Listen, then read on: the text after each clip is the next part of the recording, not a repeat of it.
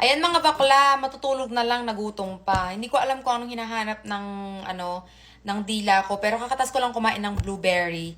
Hindi pa rin ako satisfied. So, meron ako ditong kamatis. Singkamas gayam. Meron ako ditong singkamas. Lalagyan natin siya ng suka.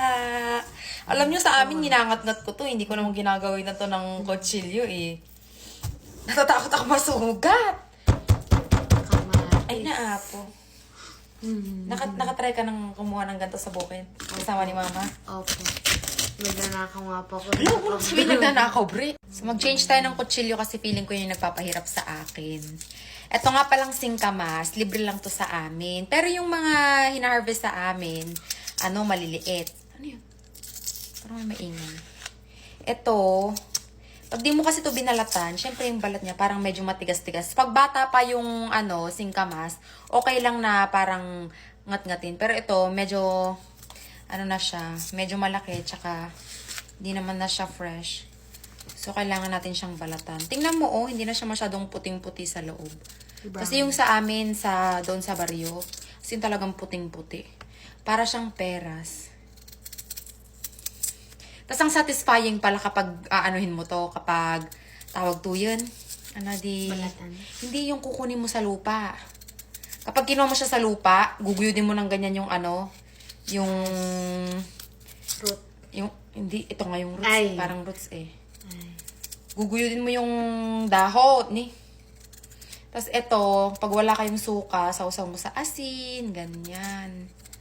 Dahil nakakaluwag-luwag na kami sa buhay, meron kaming dato puti. Kunin mo yung suka, bre.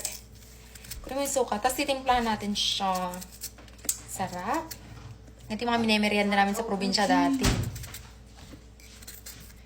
Ayan. Lagyan mo ng dato puti itong Huwag masyadong madami 1 inch. 1 inch. Hindi naman na lang 1 and a siya. half quarter. Sige na. Sige, ako magsabi. Ngayon, yung kalahati, itatabi natin.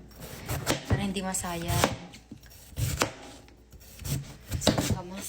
Singkamas. Kamatis. At talong. Singkamas at kamatis. Singkamas at talong. Sigarilyas at mani. Sitaw, bataw, patani. Kundol, patola. Kabanos. Palat. Ay! Lubot kalabasa. Kalabasa. Kuramot. Sabi na talalaw-lawatan Maglalagay tayo dito ng talalaw-lawatan na sabi.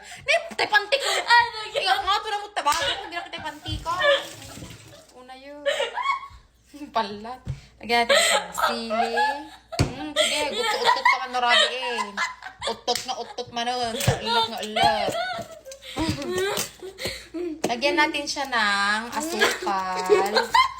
Ay na, di mo makamubun ang timon. Aray ko, nagsakot na sipat mo Ako na yun, sipat na. Nagdagsakot na timam.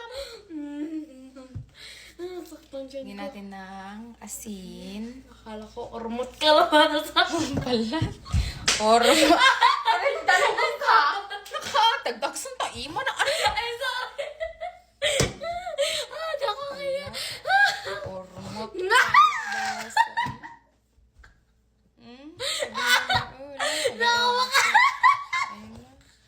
Kaya na tayo gano'n.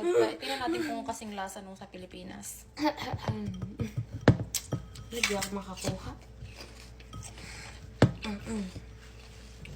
Akin mang suka. Mas maganda kung ibabawad mo muna konti. In fairness, joke lang. Mas masarap kapag bata pa.